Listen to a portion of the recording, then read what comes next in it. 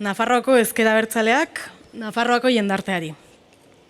Gaur, Euskal Herriko hiriburuan, Nafarroko hainbat militante independentista elkartu gara, barrukoak askatu eta geure hausnarketak publiko egiteko. Adierazpena hau iragartzeko aukeratutako unea ez da kasualitatea.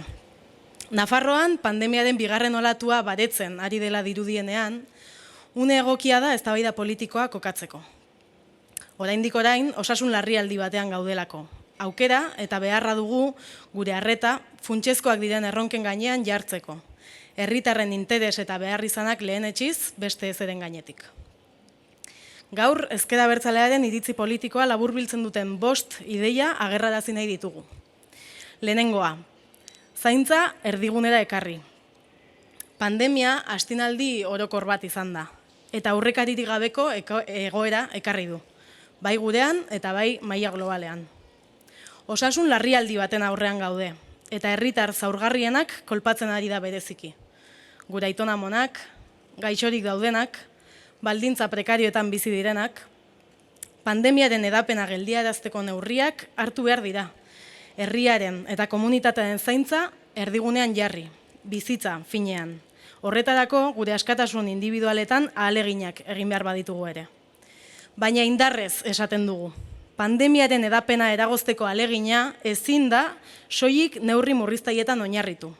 Instituzioi dagokie aztarnari lanak indartzea, osasun zerbitzuak hobetzea, hezkuntza eta garraio publikoa seguruago egiteko baliabideak jartzea. Pandemiaren kontra lehen lerroan ari diren langileak babestu eta zaintzea. Ez da zilegi, beraz, pandemiaren edapenaren errua herritarrei leporatzea. Are gutxiago, agintariek harturiko erabaki askotan, elite ekonomikoen interesak lehenetsi direnean, herritarren osasunaren kaltetan. Eta ez da zilegi pandemiaren aitzakian gure herriak militarizatzea. Halaber, desegokitzat jotzen dugu jarrera individualistak edo epidemiaren errealitate osoa onartzeari uko egiten diotenak. Esperimentu sozial konstruktibista baten aurrean gaudela edo epidemia trikimailua dela mantra gisa erabiltzeak ez ditu herritarren urgentziak konpontzen. Ez ditu gaixoak konpontzen, sendatzen. Une historiko honetan ere, individualismoaren gainetik, interes kolektiboak lehenetsi eta gure herriak duen sen komunitariotik eta elkartasunetik egiten zaio ekarpena ezkerrak dugun erronka kolektiboari. Mundu justuago bat eraikitzea. Bigarrenik, krisia kapitalak ordain dezala. Ezin dugu ahaztu hartzen ari diren neurriek eta hartu beharko direnek herritar askorengan dituzten ondorio ekonomiko eta sozial larriak. Gogoan ditugu langabetuak, lan prekarioetan daudenak, lana arriskuan ikusten dutenak.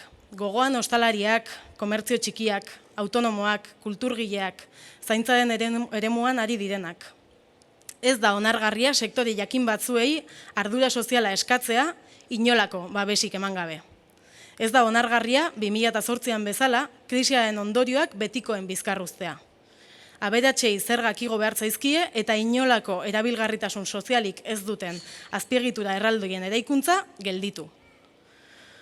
Hirugarrenik, politika publikoak jendartearen beharretara zuzenduta egon behar dira. Urtetako murrizketen, privatizazioen eta politika neoliberalen ondorioak pairatzen ditugu egun.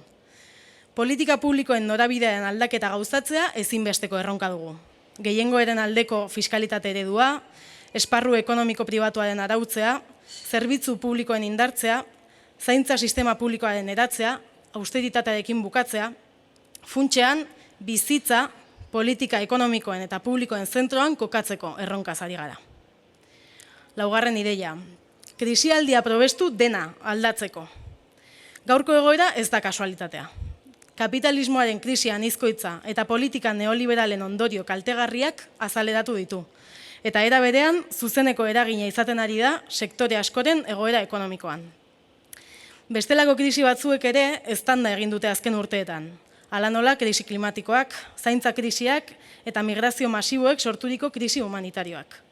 Hoiek ere, zibilizazio gisa amildegira garamatzan sistema bidegabe honen ondorio zuzen eta nabarmenak dira. Eredu sozial eta ekonomiko berria behar dugula, inoiz baino indar handiagoz diogu.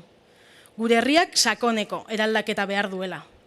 Pandemia egoerak balio dezala trantsizio ekologiko, sozial eta ekonomikoa abiatzeko dagoen urgentziaz konturatu gaitezen. amalurra eta baliabide naturalak errespetatuko dituen eredu erreproduktibo eta produktibo berriaz ari gara. Balore feministetan ardaztuta dagoena, bizitza duina helburu. 5. ideia. Burujabetza gaur atzo baino beharrezkoagoa da. Globalizazioarekin estatuak eta mugak desagertuko zirela zioten teorien gainetik, COVID-19 krisiak estatuak eta hien erabaki politikoak nagusitu dira. Estatu tresnarik ez izateak egoera zaurgarri batean kokatzen gaitu. Autonomismo eta erregionalismo ahul eta zaharkitu baten menpera. Testuinguru konplexu honetan oso argi geratzen ari da politika ekonomiko eta publikoak Nafarroan erabaki ahal izatea ezinbestekoa dela. Gure herriak dituen erronkei erantzuteko burujabetza behar dugula.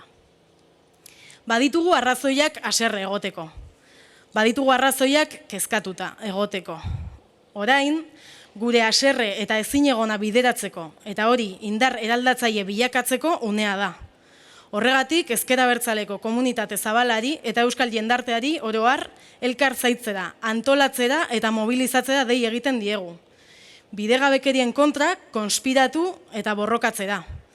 Baliatu ditzagun krisiak uzten dizkigun irakaspenak, jendarte eredu justu bat eraikitzeko eta herri gisa ditugun erronkei aurre egiteko. Finean, Euskal Herria sozialista baten aldeko auzolan erraldoiarekin aurrera egiteko. Hori baita mundu hobea eraikitzeko gaur eta hemen egin dezakegun ekarpenik onena. Gora Euskal Herria eskatu da. Gora herria!